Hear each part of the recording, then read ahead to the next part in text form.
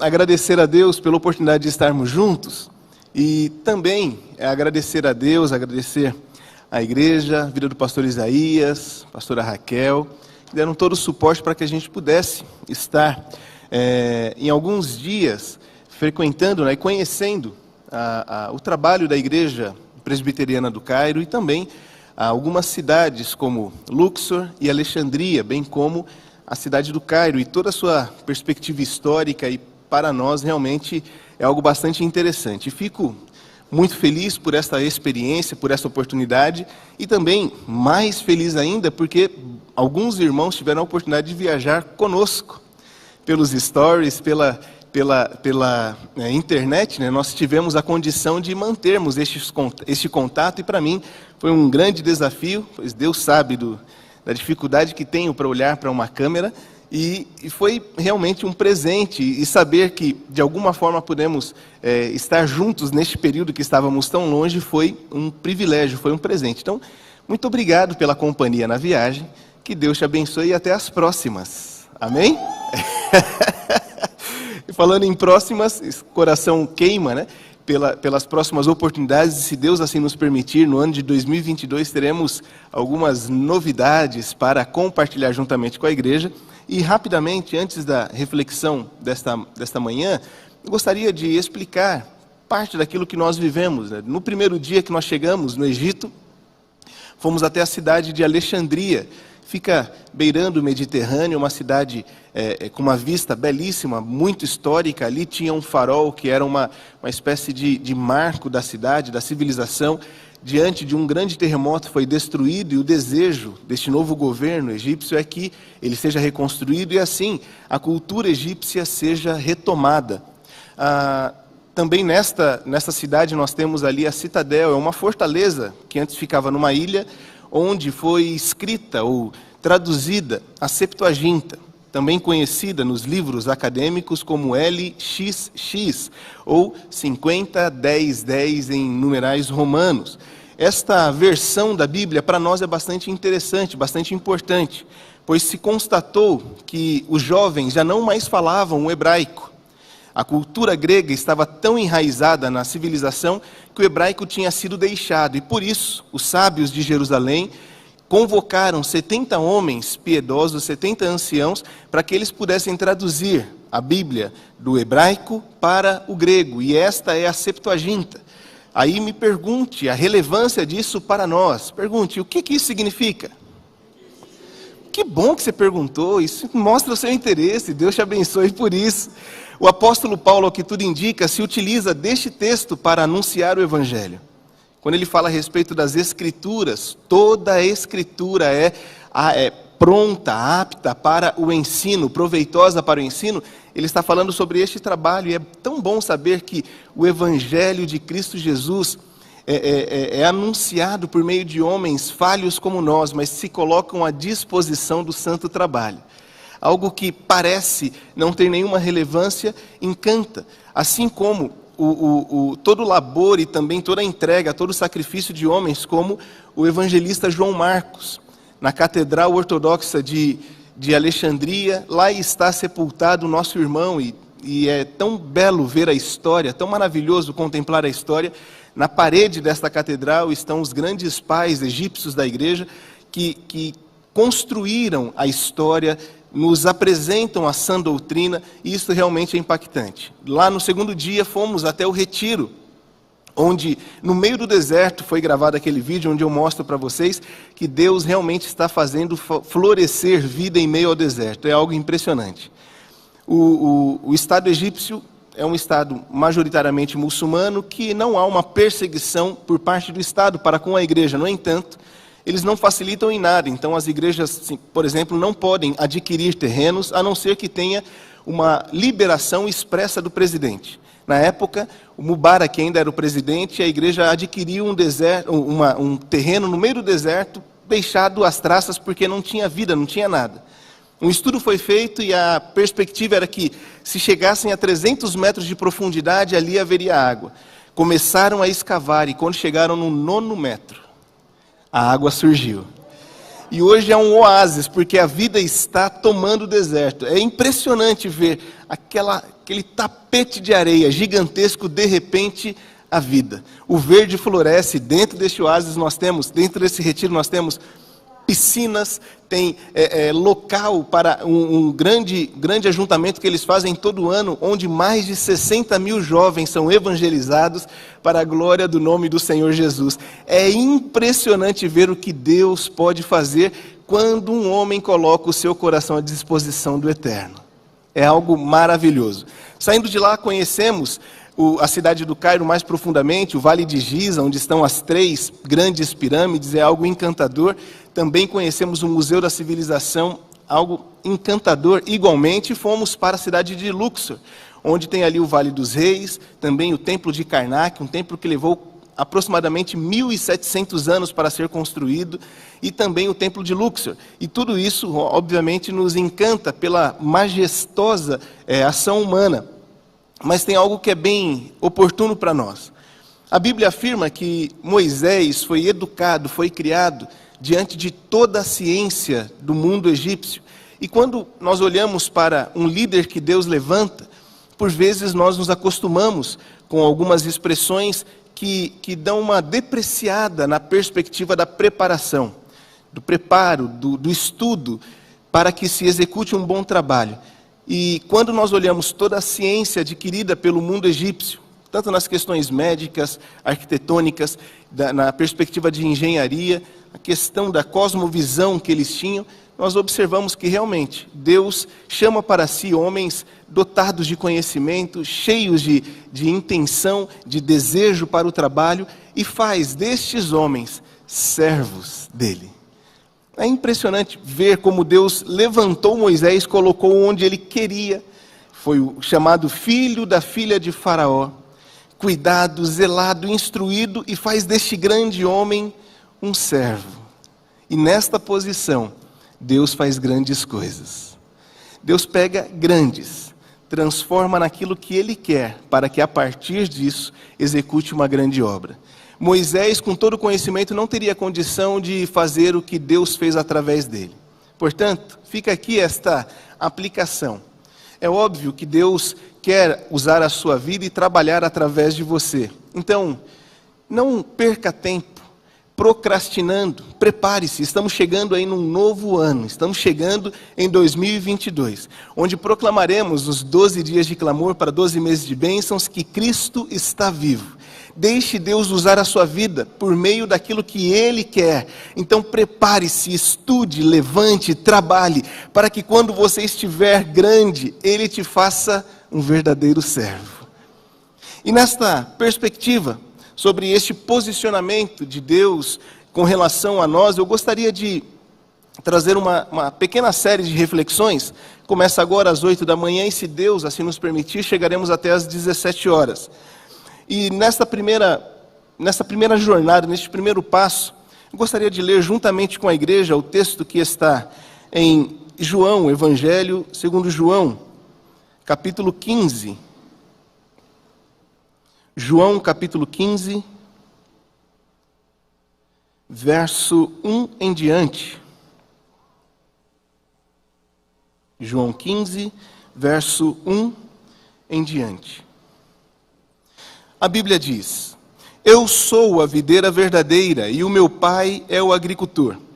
Todo ramo que estando em mim não dá fruto, ele corta, e todo que dá fruto, ele poda, para que dê mais fruto ainda. Vocês já estão limpos pela palavra que lhes tenho falado. Permaneçam em mim e eu permanecerei em vocês. Nenhum ramo pode dar fruto por si mesmo, se não permanecer na videira. Vocês também não podem dar fruto, se não permanecerem em mim. Eu sou a videira, vocês são os ramos. Se alguém permanecer em mim e eu nele, esse dará muito fruto. Você vai observando como Jesus vai aprofundando a afirmação inicial, e aqui ele nos apresenta como é que nós não seremos não seremos cortados, lançados fora, apenas permanecendo nele, dependendo dele. E é bem importante que gravemos isso no coração. Verso 6 diz: se alguém não permanecer em mim, será como um ramo que é jogado fora e seca. Tais ramos são apanhados e lançados no fogo e queimados. Se vocês permanecerem em mim e as minhas palavras permanecerem em vocês, pedirão o que quiserem e lhes serão concedidos. Meu Pai é glorificado pelo fato de vocês darem muito fruto, e assim serão meus discípulos. Como o Pai me amou, assim eu os amei. Permaneçam no meu amor. Se vocês obedecem aos meus mandamentos, permanecerão no meu amor, assim como tenho obedecido aos mandamentos de meu Pai, e em seu amor permaneço. Tenho-lhes dito estas palavras para que a minha alegria esteja em vocês e a alegria de vocês seja completa. O meu mandamento é este: amem-se uns aos outros, como eu os amei. Ninguém tem maior amor do que aquele que dá a sua vida pelos seus amigos. Vocês serão os meus amigos se fizerem o que eu lhes ordeno. Já não os chamo mais servos, porque o servo não sabe o que o seu senhor faz. Em vez disso, eu tenho os chamados de amigo, porque tudo que eu ouvi de meu Pai, eu lhes tornei conhecido. Por fim, vocês não me escolheram, mas eu os escolhi para irem e darem fruto, fruto que permaneça, a fim de que o Pai lhes conceda o que pedirem em meu nome. E fecha esta instrução dizendo: este é o meu mandamento, amem-se uns aos outros. Curve sua cabeça, por favor, e por um instante vamos orar ao Senhor. Pai, eu quero te agradecer pela liberdade que o Senhor nos concede nesta ocasião, nesta manhã. E assim podermos falar a respeito do seu amor, a respeito da bondade que há em seu coração. Nos ajuda a compreender a sua palavra, a colocar em prática e assim viver para o louvor da sua glória. Em nome de Jesus nós oramos. Amém. A verdadeira amizade é uma realidade belíssima. Tem por base a verdade e por motivo um sólido afeto, o verdadeiro amor. Na realidade, uma amizade profunda tem o potencial de moldar o nosso comportamento e compor alguns benéficos novos hábitos. Em suma, se há algo que devemos nos ocupar em juntar, é um grupo de verdadeiros e leais amigos. Creio que seja este o grande patrimônio de um homem. A respeito da amizade, Francis Bacon, por exemplo, afirma que não há solidão mais triste do que um homem sem amizades. Para este, a vida se torna um deserto. Isso é tão oportunamente verdadeiro que Jesus nos alça a esta posição. Quando ele fala a respeito de amizade, ele fala sobre um relacionamento profundo, que molda caráter, que transforma hábitos, que cria, gera benefícios para a nossa vida. Ele mesmo se coloca como aquele que quer e é o nosso amigo. Ele nos apresenta esta realidade: vocês não são mais servos, agora eu vos tenho chamado de amigos. Eu coloquei você nesta posição. Até aqui, tudo bem? Vamos prosseguir. A partir do texto que lemos, nós notamos uma incrível ascensão na condição humana. Em uma construção generosa e gentil, Jesus nos apresenta a realidade de nosso relacionamento com Ele, com o Espírito e com o Pai. Desde o verso inicial que nós lemos, notamos que por causa do seu favor, estamos onde estamos e produzimos o que produzimos. Afinal, a Bíblia deixa muito claro que sem Ele nada podemos fazer. Não fomos nós que o escolhemos, Ele nos escolheu. E a finalidade desta escolha não é um benefício vazio, nulo, inócuo. Não é infértil. As ações de Deus não são inférteis. Antes, tudo aquilo que Deus faz tem um propósito específico. Quando Ele nos chama para esta nova relação, quando Ele nos chama para esta nova condição, para esta nova posição, Ele tem um objetivo muito claro. Ele te fez um amigo dele, para que a sua vida seja frutífera. Porque se fosse de outra sorte, infelizmente, terrivelmente, você seria jogado no fogo. seria lançado fora. Foi Ele quem te trouxe para esta posição, pois Ele sabe que dependemos desta condição para darmos frutos, e frutos que permanecem.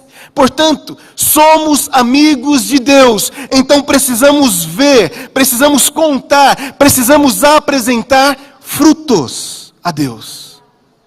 Uma vida infértil, espiritualmente falando, não é uma vida condizente com o status que nós temos. Nós somos amigos de Deus, então frutificamos. Nós somos amigos de Deus, então damos frutos. Nós somos amigos de Deus, nele estamos, dele dependemos, nele nos movemos, para ele vivemos, então damos frutos.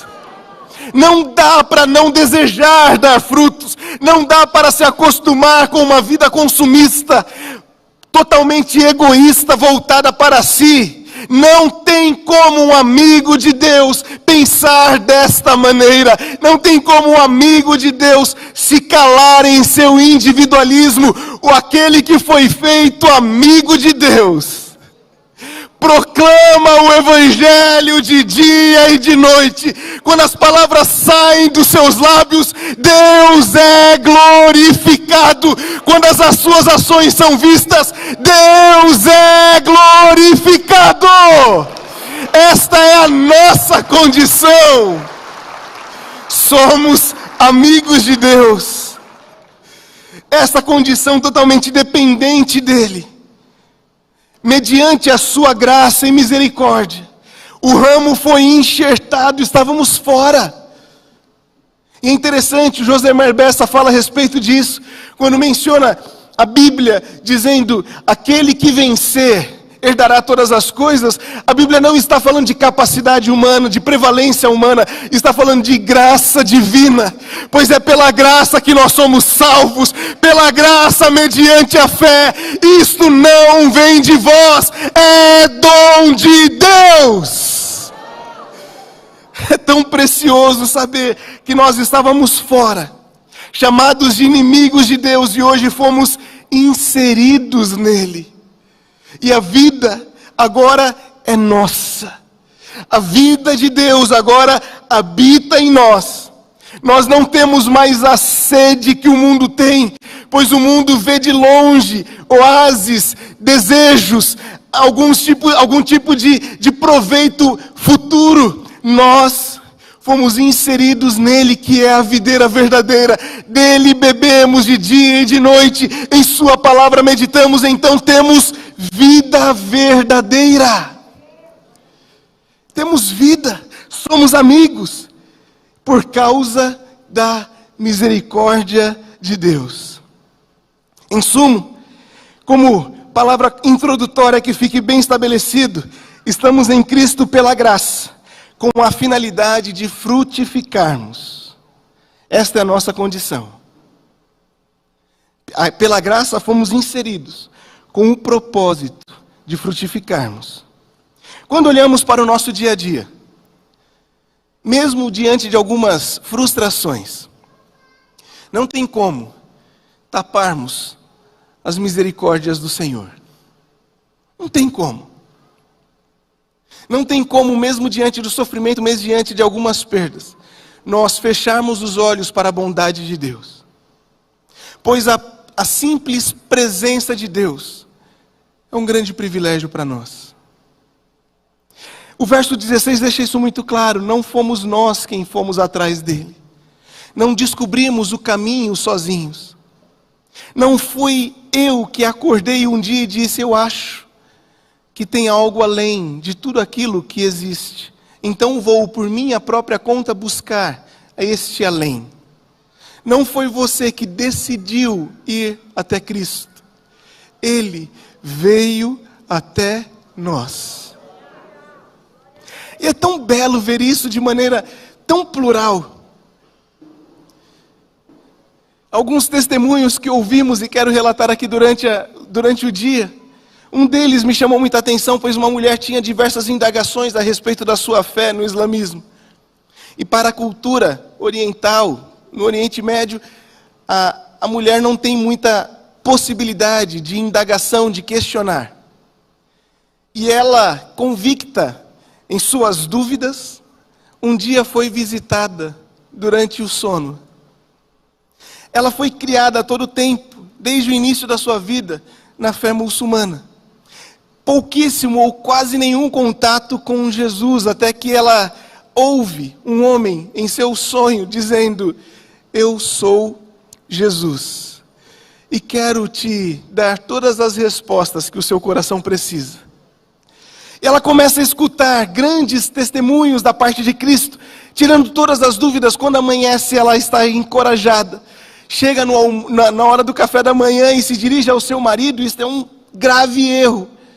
Para falar a respeito da religião, a mulher não tem essa liberdade. Mas ela diz: eu recebi uma visita ontem de um homem que se chamava Jesus. O marido perguntou: quem disse? Ela respondeu: ele. Ele disse o seu nome, e ele me respondeu tudo que o meu coração ansiava. Nesta hora, o marido surpreendentemente começa a chorar, porque as dúvidas do coração dela eram as dúvidas do coração dele. E ele começa a entender que existe um Deus que está vivo e que vem ao nosso encontro. Ambos se convertem a Cristo Jesus. Cheios de amor, eles agora decidem falar com os filhos que estavam morando nos Estados Unidos. Chegam neste novo país um pouco temerosos. Como vamos falar para os nossos filhos que nos convertemos ao cristianismo, que agora somos cristãos, que abandonamos o islamismo? Como faremos isso? Cheios de temor, chamaram os filhos. E a mãe, um pouco mais corajosa que o pai, via de regra, fala: nós, seu pai e eu, ele primeiro, depois eu, nos convertemos a Cristo Jesus.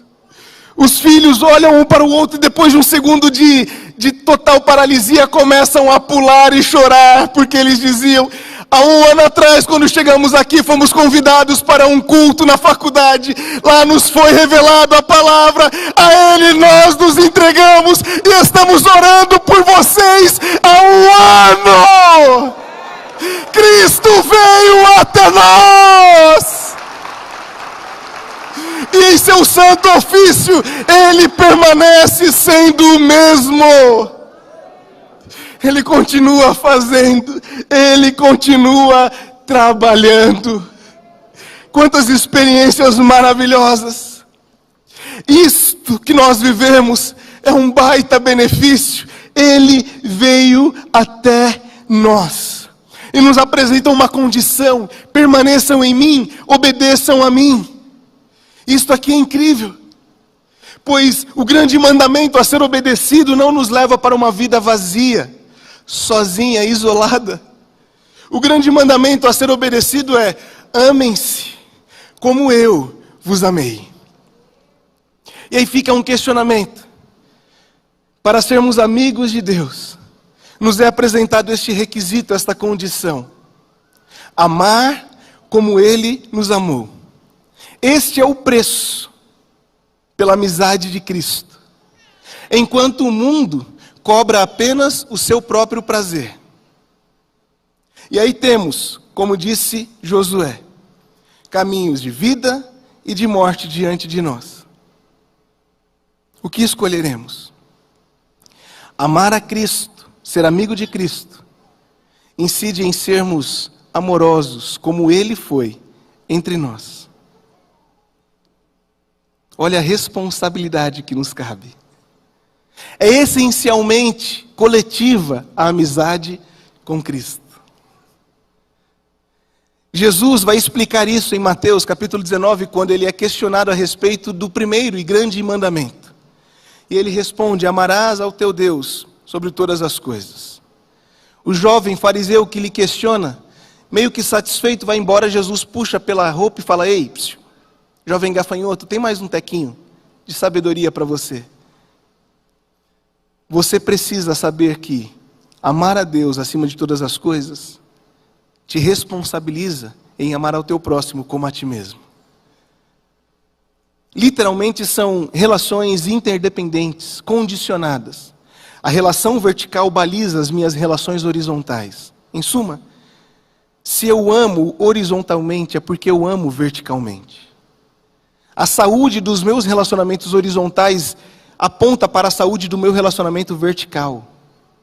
Se amo verdadeiramente a Deus, não tem como não amar as pessoas. Se digo que amo verdadeiramente a Deus, mas vivo de maneira egoísta, eu minto. É faltoso, falacioso o meu discurso. Percebe como isso para nós é importante? Dizer que somos amigos de Deus não é um exercício exclusivo de um único indivíduo. É o exercício santo, comunitário, de uma família. Foi para este posto que nós fomos levantados. E para finalizar essa primeira reflexão, o que me chama muita atenção é que Jesus, antes dessa afirmação, não maltratava os seus discípulos. Ou alguém aqui conhece alguma passagem que Jesus ficava agindo com os seus discípulos ou com as pessoas ao redor de maneira tirânica? E nós temos a ideia de que o escravo é maltratado em essência. Sim ou não? Obrigado pela colaboração. Deus os abençoe. Quando falamos, olha, este homem é tratado como escravo, é um tratamento bom ou ruim? É óbvio. Sofrimento, perda absoluta de liberdade, cerceamento de vontade, tudo aquilo que eu posso ou não, tudo aquilo que eu quero eu não posso, tudo aquilo que eu pretendo não mais posso fazer. Não existe mais liberdade, não existe autonomia, não existe livre regência. Eu estou submisso a algo ou a alguém. Sou escravo. Só que Jesus nunca tratou seus discípulos assim. Então do que Jesus está falando? Se exteriormente, aparentemente as coisas não mudam tanto. A nova posição em que nós fomos alçados, a nova condição em que nós somos postos por Cristo, nos mostra uma intimidade profunda e absoluta. Jesus fala, eu não vos chamo mais de servos, não porque até aqui eu maltratei vocês, mas é porque o servo não conhece nada a respeito do que o seu Senhor quer. Eu vos chamo de amigos, porque amigos mostram coração um para o outro. A grande mudança que nós podemos desfrutar é que por causa da obra de Cristo, hoje nós temos acesso ao coração de Deus. Nos foram revelados os mistérios do seu coração. Tudo que o Pai tem para revelar, Cristo nos contou. Este é um privilégio sem igual. Somos amigos de Deus, desfrutamos de intimidade com Ele. Desfrutamos do conhecimento, da sabedoria insondável de Deus. E aqui tem um paradoxo que me chama muita atenção. No livro, ou no complexo livro de Santo Agostinho, chamado A Cidade de Deus, tem uma expressão dele que é bem interessante. Ele afirma, se compreendes, não é Deus. Porque Deus é insondável, essencialmente outro. Não tem como definir quem Ele é ou suas ações. Se compreendes, não é Deus. Mas estamos aqui falando que ser amigo de Deus é ter acesso ao coração, conhecer o que Deus tem para revelar. E aí, não é paradoxal? Sim, mas é contraditório? Não. Porque aquele que conhece a Deus, mesmo que não entende, confia. Dá para você entender isso? Deus te colocou numa posição em que Ele quer compartilhar o conteúdo do seu coração. Não para que você entenda, mas para que você descanse. A respeito disso, eu lembro de uma experiência vivida com o Pedro, meu primogênito. Alguns meses atrás, nos organizamos para passar um dia no parque. E eles tinham gostado, pois eles tinham ido alguns dias antes com a Ruth. Ela falou, agora que vocês têm aqui, você tem uma janela, vamos junto com eles. E Pedro estava super empolgado, bem feliz, até que ele decidiu mudar de planos. E no meio da tarde, um pouco antes da hora do almoço, Pedro disse: eu prefiro ir para a casa da vovó. E como paciente pai, eu disse: deixa de besteira, menino. Sabe o que está falando? Só que ele estava convicto de que o plano dele era bom, porque ele conhecia a casa da vovó. E mesmo que ele já tivesse vivido algum tempo no parque, ele falou: eu já conheço, não quero mais, hoje eu quero ir para a casa da vovó. E começou de forma bastante insistente, digamos assim, como toda criança sabe fazer, testar a fé do papai. E dizia: eu vou para a vovó, eu vou para a vovó, eu vou para a vovó. E Deus tem cuidado da minha vida, me dando mais paciência para com os meus pequenos. Agradeço aos meus pais por esta orientação permanente. Porque pai jovem é meio bobo, inseguro, inconstante, fica bravo por qualquer coisa, perde tanto. A gente perde tanto quando perde a razão. E eu confesso aqui, que parem as gravações, eu confesso, na hora deu vontade de gritar com Pedro, dizer: quem manda aqui sou eu, você vai para onde eu quiser, e não abre mais a boca e engole o choro. Quem nunca quis dar uma carteirada dessa? E o Pedro, ele é bastante sentimental, não sei a quem puxou, desconheço. E ele parou na minha frente com os olhinhos cheios de lágrima, aquela lágrima silenciosa correndo pelo rosto. Ele balbuciava: vovó.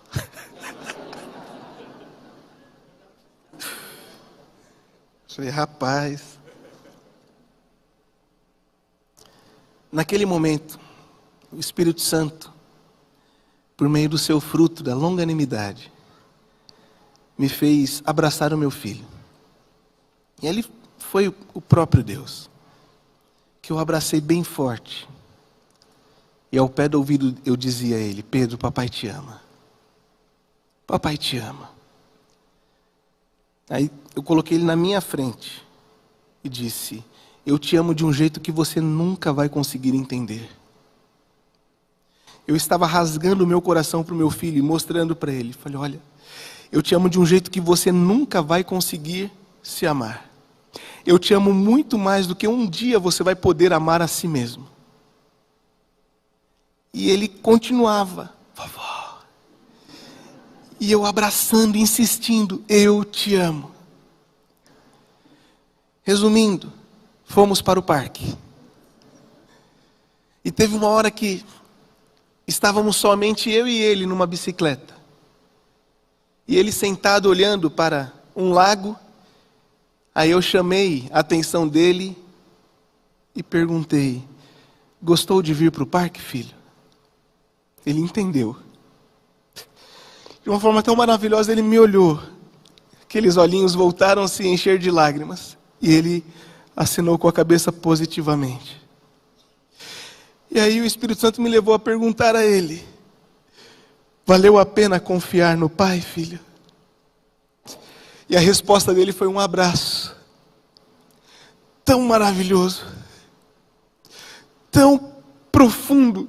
Tão intenso. Ele só me abraçou. Exatamente isso que Cristo quer conosco. Ele tem planos melhores. Mesmo que os que você tem projetado, você conheça. Mesmo que você tenha as suas razões em continuar dizendo: vovó. Deus tem planos melhores. Ele quer escancarar o coração dele para você. Não para que você entenda todo o trajeto, mas para que você confie, descanse em todo o tempo. Vale a pena confiar no Pai? Igreja de Cristo Jesus, vale a pena confiar no Pai? Ele nos fez amigos, escancarou o seu coração para que nós tenhamos um ambiente seguro para descansar enquanto damos frutos. Então somente descanse, confie no Pai, que Deus nos abençoe.